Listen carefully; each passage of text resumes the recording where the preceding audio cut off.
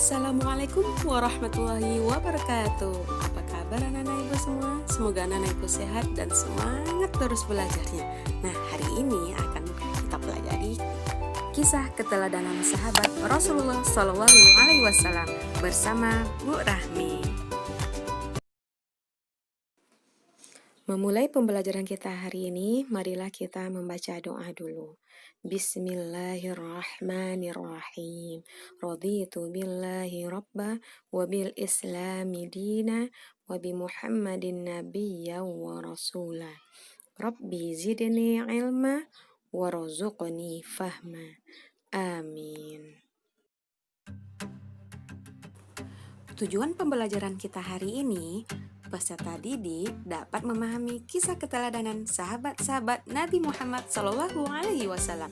Peserta didik dapat menceritakan kisah keteladanan sahabat-sahabat Nabi Muhammad Shallallahu Alaihi Wasallam.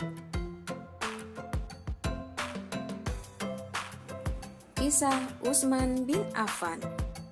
Khalifah Utsman bin Affan memerintah selama 12 tahun, dari tahun 644 Masehi sampai dengan 656 Masehi. Beliau dikenal sebagai orang yang kaya raya dan dermawan. Bukti kedermawanannya, Utsman bin Affan yaitu pada masa pemerintahan Abu Bakar, beliau pernah memberikan gandum yang diangkut dengan 1000 unta untuk membantu kaum miskin yang menderita di musim kering. Beliau juga tidak segan-segan mengeluarkan 200.000 dirham atau setara dengan 2,5 kilogram emas untuk membeli sebuah sumur. Sumur itu berair sangat jernih, milik seorang Yahudi. Setelah dibeli, sumur itu lalu ia wakafkan untuk kepentingan umum. Selain itu, ia juga pernah membeli tanah untuk memperluas masjid di Madinah. Pada saat perang Tabuk, ia juga menyumbangkan 1000 ekor unta, 70 ekor kuda, dan 1000 dirham. Kepemimpinan Utsman bin Affan. Ada beberapa hal yang pernah dilakukan oleh Utsman bin Affan selama kekhalifahannya. 1. Menyusun atau membukukan Al-Quran.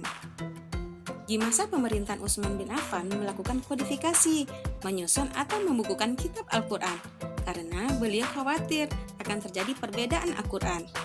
Kemudian beliau membentuk panitia penyusunan Al-Quran yang diketuai oleh Zaid bin Sabit dengan anggotanya Abdullah bin Zubair dan Abdullah bin Haris. Panitia tersebut bertugas menyalin ulang ayat-ayat Al-Quran dalam sebuah buku yang disebut Mushaf dan diperbanyak 4 buah. 1 buah disimpan di Madinah yang disebut Mushaf Utsmani, yang lainnya dikirim ke Mekah, Suriah, Basrah, dan Kufah. 2. Membuat angkatan laut. Untuk mempertahankan wilayah Islam, Khalifah Utsman membangun armada angkatan laut. Pembangunan ini bermula dari adanya rencana Khalifah untuk mengirimkan pasukan ke Afrika, Mesir, Siprus, dan Konstantinopel Siprus. Untuk sampai ke daerah tersebut harus melalui lautan. Oleh karena itu, atas dasar usul gubernur di daerah itu, Utsman pun menyetujui pembentukan armada laut yang dilengkapi dengan personil dan sarana yang memadai. 3. Melakukan ekspansi kekuasaan Islam, Armenia, Afrika, Azerbaijan, Siprus, Turki, dan negeri Polandia. Jadi, 6 tahun pertama, pemerintahan Utsman bin Affan ditandai dengan perluasan kekuasaan Islam. Perluasan dan perkembangan Islam pada masa itu sangat pesat. 4. Melakukan pembangunan pelabuhan, jalan, dan jembatan. 5. Merenovasi Masjid Nabawi di kota Madinah dengan cara memperluas bentuknya. Meneladani perilaku Utsman bin Affan. Utsman bin Affan terkenal dengan sifat dermawan. Ia tak segan-segan mengeluarkan 200.000 dirham atau setara dengan 2,5 kilogram emas untuk membeli sebuah sumur. Nah, sumur itu berair sangat jernih, milik seorang Yahudi.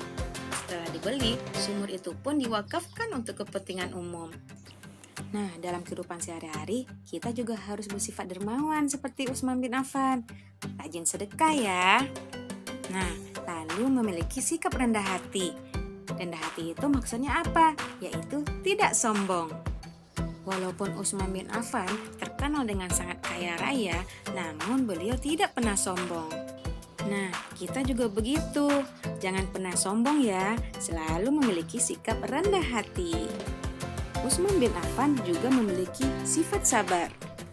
Utsman bin Affan sangat sabar jika dalam menghadapi masalah. Nah, itu harus kita contoh juga ya.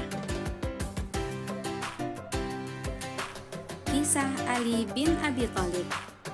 Ali bin Abi Thalib adalah salah seorang khulafaur rasyidin yang terakhir. Beliau merupakan anak dari paman Rasulullah SAW, yaitu Abu Thalib, yang selalu membela dakwah Nabi Muhammad SAW. Ali bin Abi Thalib seorang yang pemberani. Hal ini dibuktikan ketika beliau menggantikan tidur Rasulullah SAW.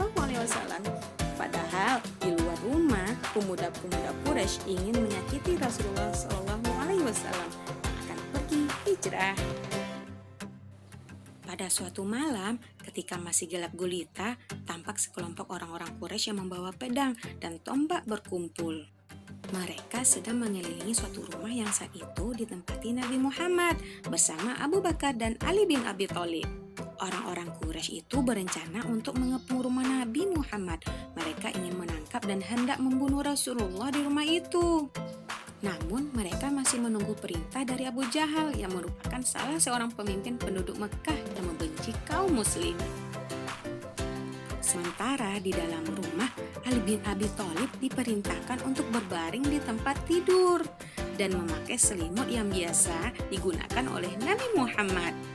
Sedangkan Abu Bakar mempersiapkan cara untuk keluar dari rumah yang sudah dikepung ketat oleh para orang Quraisy. Allah Subhanahu wa Ta'ala kemudian menurunkan mukjizat yang menyebabkan orang-orang Quraisy itu tiba-tiba mengantuk dan akhirnya tertidur pulas. Rasulullah dan Abu Bakar akhirnya bisa keluar dari rumah dengan selamat dan pergi meninggalkan kota Makkah untuk hijrah ke Madinah. Ketika menjelang pagi, para pasukan Quraisy mulai terbangun keheranan. Abu Jahal yang juga kebingungan dengan segera memerintahkan untuk masuk ke rumah Rasulullah. Ketika sampai di kamar tidur, mereka menjadi sangat bersemangat karena mengira Rasulullah masih tertidur di atas ranjangnya. Mereka kemudian mengelilingi tempat tidur sambil membawa pedang yang terhunus. Salah satu dari mereka kemudian berkata, "Hai Muhammad, bangunlah, kami datang untuk membunuhmu." Ali lalu membuka selimutnya. Sontak orang Quraisy yang hendak membunuh Rasulullah pun terkejut. "Aku bukanlah Muhammad yang kalian cari," kata Ali kepada para orang-orang Quraisy. Abu Jahal yang semakin marah membentak, "Hai Ali, kenapa bukan Muhammad yang tidur di sini? Di mana dia berada?" Ali menjawab dengan santainya, "Aku tidak tahu, semalaman aku hanya tidur di sini." Orang-orang Quraisy yang durhaka itu kecewa karena gagal membunuh utusan Allah. Mereka lalu meninggalkan Ali dan keluar dari rumah Rasulullah dengan tangan hampa. Begitulah salah satu kisah yang menceritakan tentang kecintaan Ali bin Abi Thalib terhadap Rasulullah dan sikap pemberaninya. Ia rela berkorban demi beliau meskipun nyawa adalah taruhannya. Kepemimpinan Ali bin Abi Thalib. Masa pemerintahan Ali bin Abi Thalib kurang lebih selama 5 tahun, dari tahun 656 Masehi sampai 661 Masehi. Hal yang dilakukan Ali bin Abi Thalib selama menjadi khalifah: 1. Mendirikan beberapa madrasah untuk tempat belajar anak-anak. Beliau termasuk pemimpin yang peduli terhadap dunia pendidikan.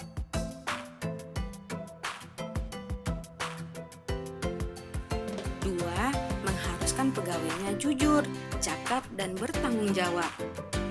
3. Memajukan bidang ilmu bahasa, serta mengembangkan bidang pembangunan, terutama di kota Kufah, sebagai pusat ilmu tafsir, ilmu hadis, ilmu nahwu, dan ilmu pengetahuan lainnya.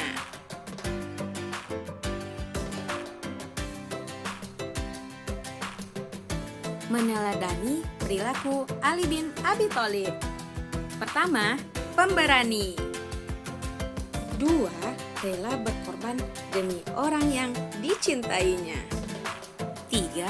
Pantang menyerah dan selalu berusaha.